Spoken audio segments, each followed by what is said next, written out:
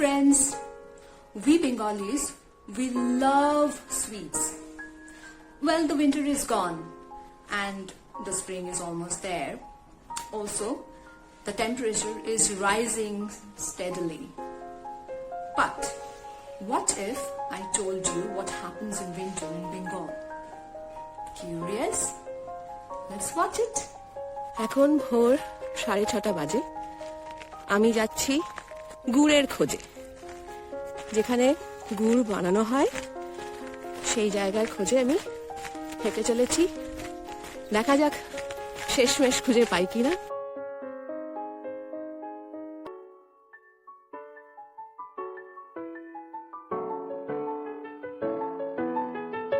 এখানে শুনেছি রাস্তার ধারে একটা শিউলিদের ছাউনি আছে। সেই ছাউনিতে বসে তারা গুড় বানায়। দেখা যাক সেই গুড় বানানো আমি দেখে উঠতে পারি কিনা। আজকে কুয়াশা পড়েছে বটে, কিন্তু চারপাশে আলো হয়ে গিয়েছে, তার মানে শীত কম। হতেই পারে শিউলিরা গুড় বানানো অনেক আগেই শুরু করে দিয়েছে এবং যতক্ষণে আমি পৌঁছাবো হয়তো আর কিছুই পাবো না। দেখা যাক, let's hope for the best. মনে হচ্ছে পেয়ে গেছি। দেখেছো গুড় বানাচ্ছে। গুড় বানানো কি গো শুরু করেছো?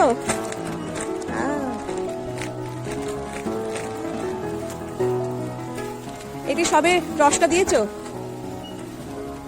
আচ্ছা, তোমার নাম কি মুজাম্মেল?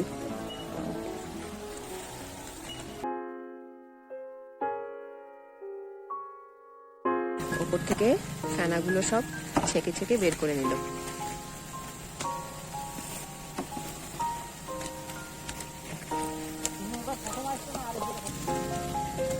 এই দেখো, এটা হচ্ছে রস, খেজুরের রস। আমি এবার একটু টেস্ট করব।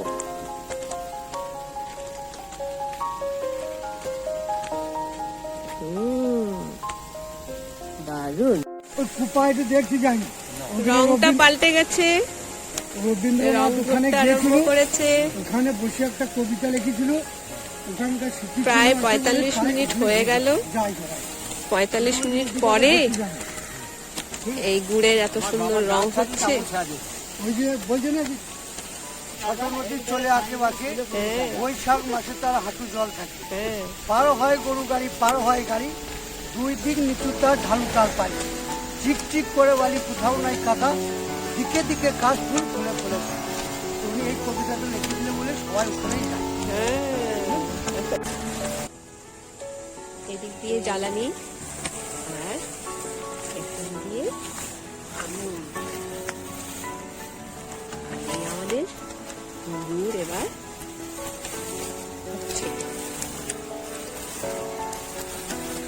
খেয়াল করেছো ওই ফেনা কিন্তু এখন আর দেখা যাচ্ছে না, এখন শুধু বয়েল হচ্ছে আর আস্তে আস্তে এটা ঘন হয়ে যাবে। এটা কি ছোলা গুড় নামাচ্ছ?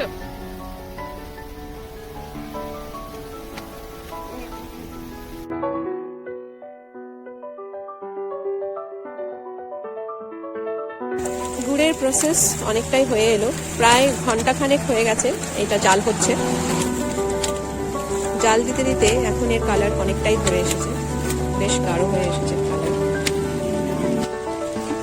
এখন অনেকটাই ঘন হয়ে এসছে, গুড়ের রং ধরেছে কি সুন্দর।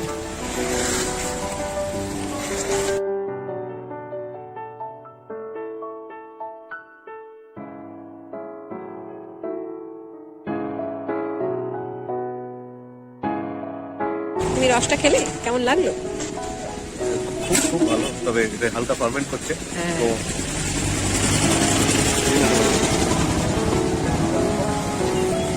এবারে গুড় বানানোর প্রসেসটা অনেকটাই হয়ে এসছে। এরপরে একটা হাতের কাজ আছে।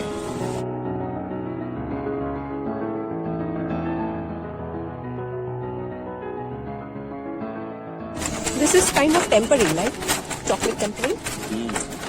So this is tempering of gur.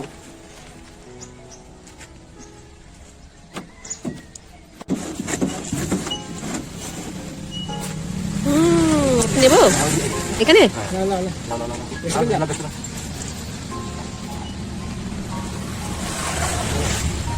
কি কেমন সাধারণ সাধারণ দারুণ দারুণ ওহ লাভলি লাভলি স্পেশালি গেটস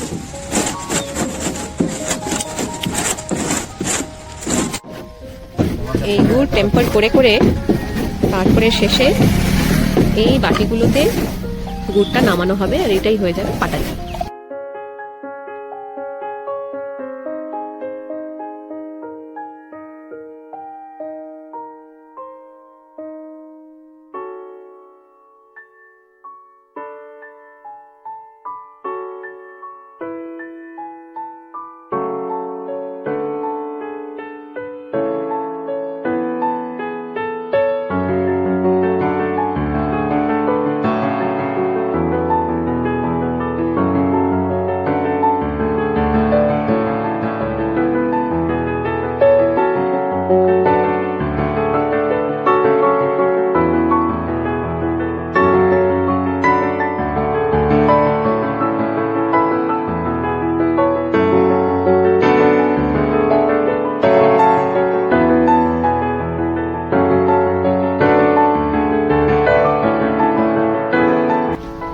এই দেখো সুন্দর বেরিয়ে আসছে দেখেছো